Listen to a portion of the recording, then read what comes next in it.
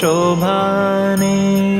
ಲಾವಣ್ಯಮಯವಾದ ಹರಿಯ ಸ್ತ್ರೀವೇಷಕ್ಕೆ ಭಾವುಕರೆಲ್ಲ ಮರುಳಾಗೆ.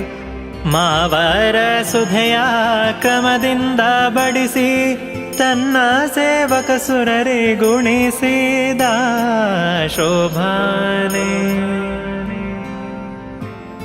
ನಾಗನ ಮೇಲೆ ತಾಮಲಗಿದ್ದಾಗ ಆಗಲೇ ಜಗವ ಜತನದಿ. ಆಗಲೇ ಜಗವ ಜತನದಿ ಧರಿಸೆಂದು ನಾಗ ಬಲಿಯ ನಡೆಸಿದ ಶೋಭಾನೆ. ಕ್ಷುಧೆಯ ಕಳೆವ ನವರತ್ನದ ಮಾಲೆಯ ಮುದದಿಂದ ವಾರಿಧಿ ವಿಧಿಗಿತ್ತ. ಚದುರಹಾರವ ವಾಯುದೇವರಿಗೆ